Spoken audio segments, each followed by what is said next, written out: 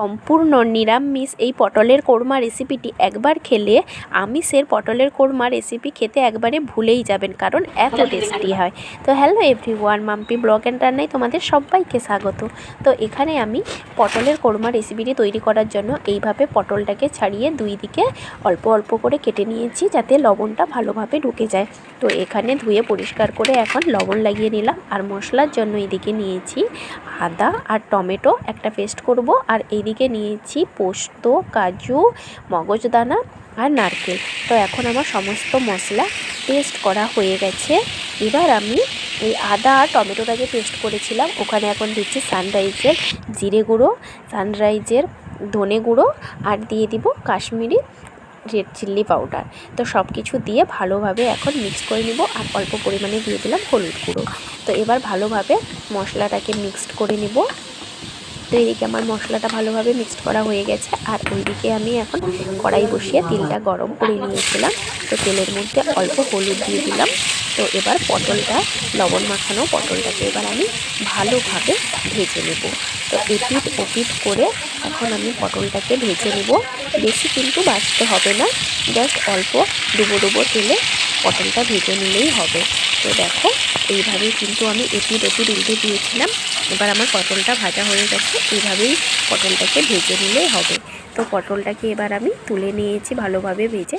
তো এদিকে এবার আমি কড়াইতে আরেকটু পরিমাণে সরষের তেল অ্যাড করে ফোড়নে দিয়ে দিলাম গোটা গরম মশলা, শুকনো লঙ্কা, তেজপাতা আর অল্প পরিমাণে হলুদ দিলাম, যাতে মশলাটা দেওয়ার আগে চারিদিকে না ছিটকে। তো এদিকে এবার আমি এই যে পেস্ট করে রাখা সমস্ত মশলা ওইগুলো এখন অ্যাড করে দিলাম। আদা, টমেটো, হলুদ গুঁড়ো, লঙ্কার গুঁড়ো, ধনে জিরে, সমস্ত মশলা যে আমি একসঙ্গে রেখেছিলাম মিক্সড করে, তো ওইটা দিয়ে এখন ভালোভাবে কষিয়ে নিলাম। তো এদিকে কষানোটা প্রায় 50% হয়ে গেছে। তো দেখতেই পাচ্ছ হালকা তেল ছেড়ে দিয়েছি আমার মশলা থেকে। এখন আমি এই যে কাজু, পোস্ত, নারকেল, মগজ দানা সব কিছু পেস্ট করে রেখেছিলাম, ওই মশলাটা দিয়ে এবার ভালোভাবে কষিয়ে নেব। তো এদিকে আমি মশলাটা ভালোভাবে কষিয়ে নিচ্ছি। তো কষানোটা প্রায় হয়ে এসছে। এবার আমার ভেজে রাখা পটলটা এবার অ্যাড করব। তো এবার ভেজে রাখা মানে বলতে পারো পটলটাকে একদম ছেঁকে নিয়েছি। পটলটা যতটা পরিমাণে ভাজা ভালোভাবে হবে, খেতে কিন্তু তরকারিটা ততটা টেস্ট ভালো হবে। তো পটলটা ভালোভাবে ছেঁকে নিয়েছিলাম। এবার পটলের সঙ্গে মশলাটা দিয়ে ভালোভাবে এবার আমি কষিয়ে নেব। তো এদিকে আমার দেখো ভালোভাবে কষানো কমপ্লিট হয়ে গেছে। এবার আমি পরিমাণ মতো জল অ্যাড করলাম। জলটা এখানে কিন্তু বেশি লাগে না, খুব সামান্য জল দিলেই হবে, কারণ যেহেতু আমার পটলটা পুরো 90% মতো সেদ্ধ হয়ে গেছে ভাজতে গিয়ে। তো এইদিকে দেখো এবার ফুট চলে এসছে তরকারিতে।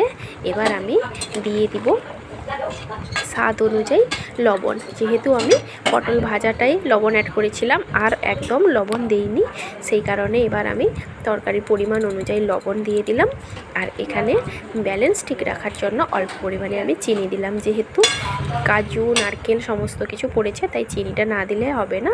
তো সব শেষে দিয়ে দিব অল্প পরিমাণে ঘি, আর একটু আমি গোটা গরম মশলাকে থেতো করে দিচ্ছি। এটা কোনো গুঁড়ো গরম মশলা নয়, সেই কারণে শেষে 1 ফুট দিয়ে নেব।